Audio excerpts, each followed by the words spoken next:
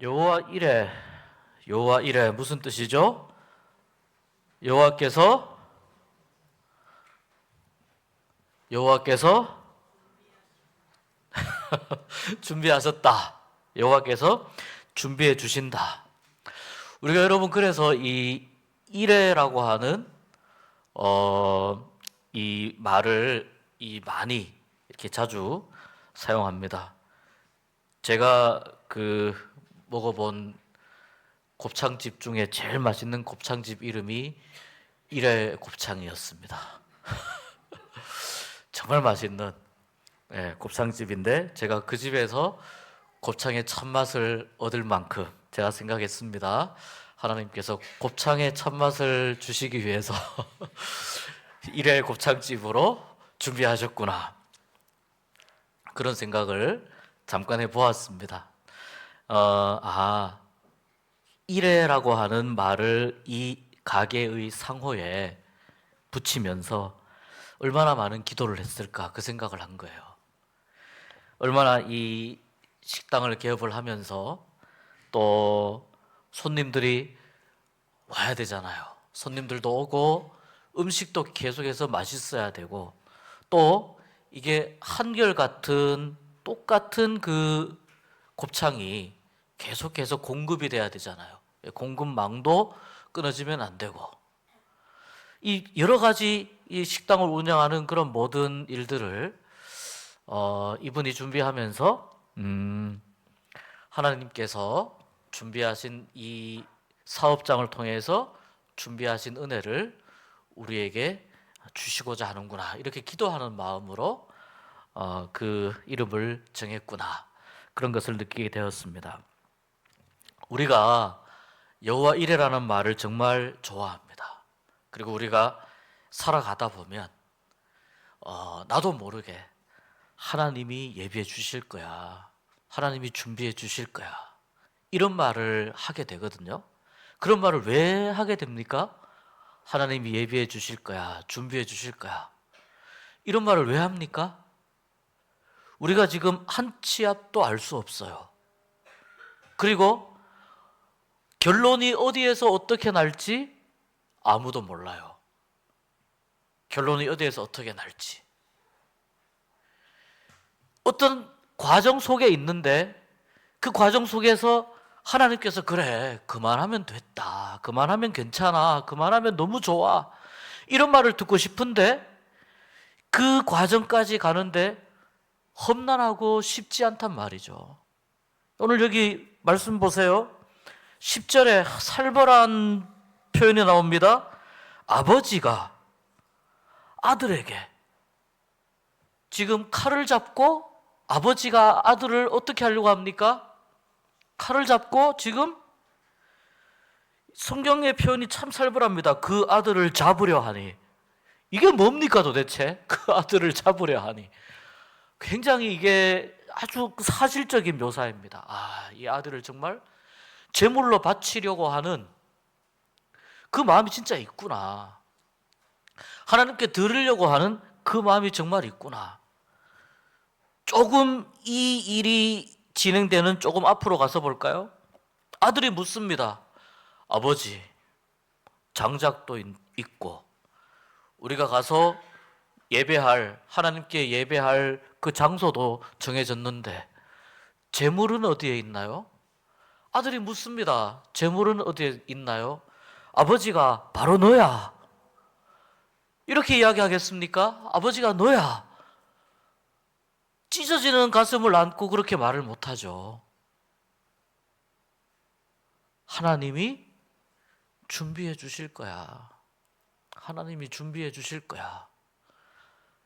앞으로 어떻게 일이 될지 몰라요. 그런데 그 예배 드리는 하나님께 제사하는 그 장소까지 왔고 제단까지 쌓고 나무도 잘 탈 수 있게 정리를 잘해서 모든 게 갖추어졌는데 하나님이 준비해 주시는 그 어떤 낌새도 느낄 수가 없는 거예요.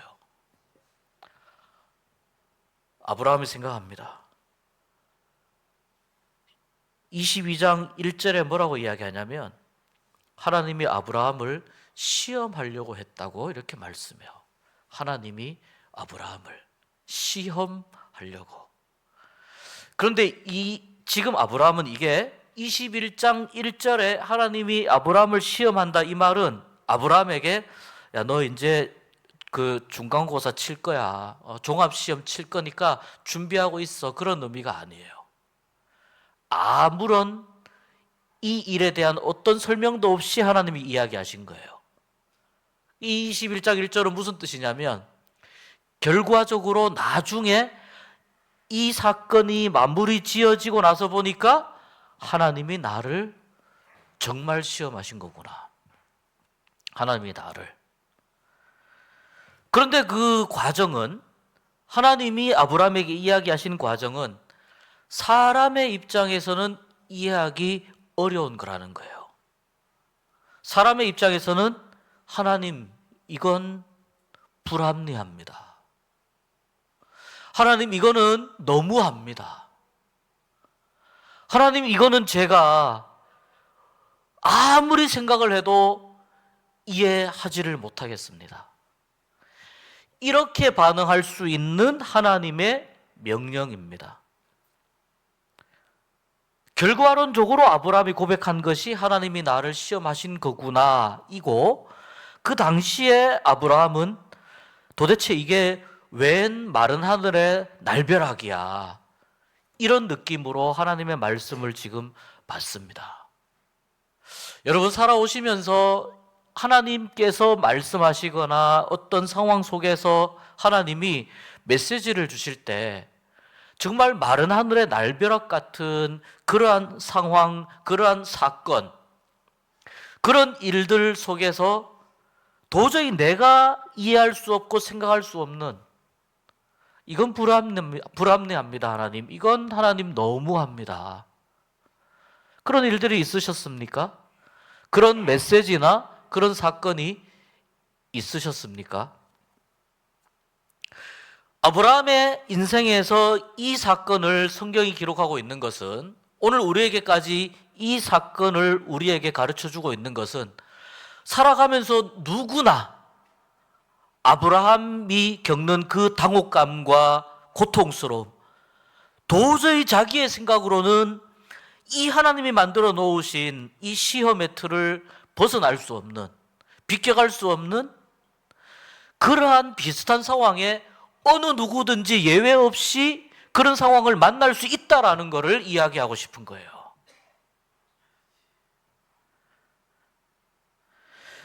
내가 생각하기에 하나님의 명령이 너무합니다.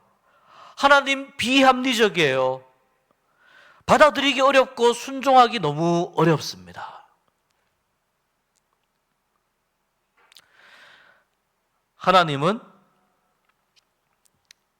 사람의 생각으로, 사람의 입장으로 받아들이기 어렵고 이해하기 어렵고 순종하기 어려운 것을 우리에게 요구할 때가 있는데, 그것을 하나님께서는 순종하라고 말씀하시는 겁니다. 받아들이라고 말씀하시는 거예요.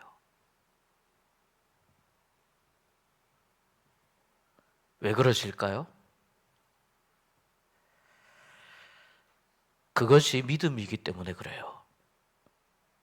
사람이 아무리 생각이 넓고 아무리 지식이 많아도 하나님의 생각과 하나님의 지식을 우리가 다 이해하면서 살아가는 것은 불가능합니다.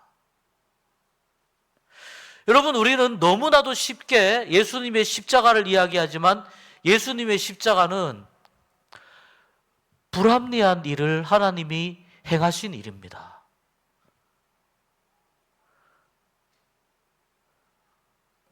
누구보다도 아브라함의 마음을 가장 잘 이해하시는 분이 하나님이세요. 왜 그렇습니까?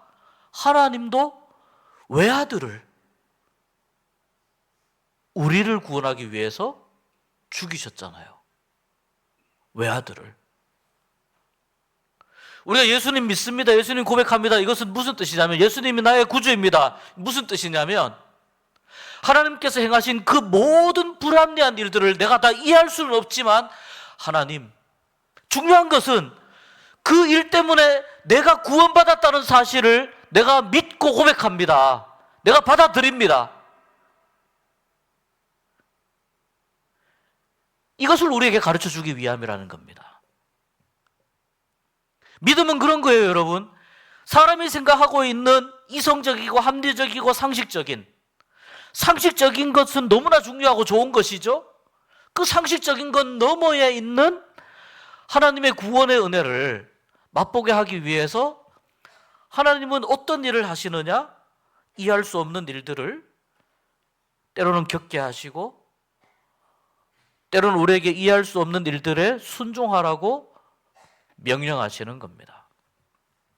아브라함의 마음이 찢어집니다. 아들에게, 이 아들이 100살에 얻은 아들이잖아요. 아들에게 같이 가자. 하나님께 뭐하러 가자? 예배하러 가자. 아들에게 하나님께 예배하러 가자 그래 놓고 오늘 10절에는 아들을 향해서 칼을 들고 아들을 잡으려고 합니다.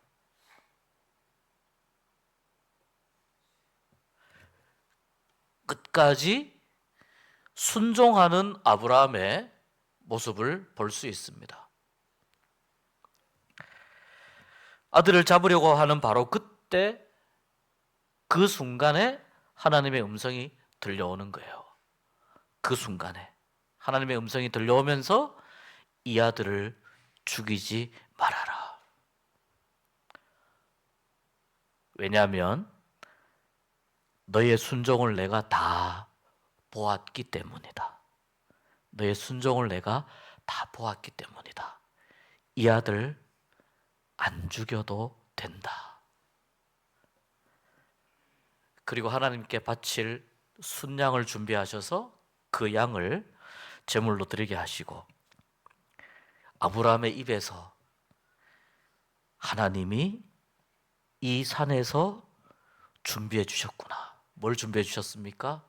은혜를 준비해 주셨고, 지금까지 이해할 수 없었던 일들이 이 하나님의 음성 하나로 인해서 모든 것이 다 그때 이해가 됩니다. 아, 이것이 그때 내가 그렇게 괴로워하면서 하나님이 말씀하신 것을 한 발 한 발 이 산으로, 모리아 산으로 올라오는데 며칠을 걸어왔단 말이죠. 그 오는 시간 동안에 아브라함은 아들을 계속해서 쳐다봅니다. 계속해서 쳐다보고 이 아들과 함께 가서 마지막에 아들을 하나님께 드려야 되는데 어떻게 할까? 내가 칼을 들어서 아들을 잡으려고 할 때 아들과 눈빛이 마주치면 어떻게 할까? 선글라스를 쓰고 아들을 잡을까? 아들의 눈을 가릴까? 아브라함이 별 생각을 다 했을 겁니다. 제정신이 아니었을 겁니다. 그런데 여러분, 하나님께서 우리에게 이해할 수 없는 일들을 겪게 하시고 경험하실 때 반드시 꼭 기억할 것은 내가 아무리 발버둥 쳐도 이해할 수는 없다. 그러나 그 속에서 하나님이 무엇을 원하시는지 내가 알 수 있어요. 기도하면 하나님께서 이 상황 속에서 무엇을 나에게 원하시는지 알 수 있어요. 그것을 눈물을 꾹 참고 아들과 함께, 내가 죽일 아들과 함께 며칠을 걸어서 찢어지는 가슴을 안고 모리아 산으로 올라가는 아브라함처럼 조금씩 모리아 산으로 올라가는 겁니다. 여러분의 신앙의 산으로 올라가는 겁니다. 그 신앙의 산에 올라갔을 때 거기서 하나님께서 하신 일들을, 하나님께서 명령하신 일들을 마무리 지으려고 할 때 그때 하나님께서 말씀하시는 겁니다. 그만하면 되었다. 너의 순종이 그만하면 충분하다. 그때 말씀하시는 거예요. 여호와 이레 너무나도 중요합니다. 그러나 이 여호와 이레에 가기까지 그 과정이 훨씬 더 중요하다는 것을 여러분이 기억하셨으면 좋겠습니다. 세상은 가만 보면 이해할 수 없고 불합리한 일들로 너무나 가득 차 있습니다. 내가 바른 신앙생활을 하고 내가 하나님을 올바르게 믿으려고 하고 내가 하나님의 뜻을 쫓아서 살려고 발버둥 쳐도 그렇게 한다 하더라도 불합리한 일들을 겪을 때가 있습니다. 삐끗하고 넘어지거나 또는 삐끗하고 실족할 때가 있습니다. 충분히 그럴 만하다는 것을 이 아브라함의 사건이 우리에게 가르쳐 줍니다. 여러분, 충분히 그럴 수 있습니다. 그러함에도 불구하고 하나님은 우리에게 뭘 원하시느냐? 하나님의 뜻에 순종하기를 원하세요. 이유는 간단합니다, 여러분. 우리의 뜻은 절대 선하지 않아요. 하나님의 뜻은 절대적으로 선합니다. 이 이유 때문입니다.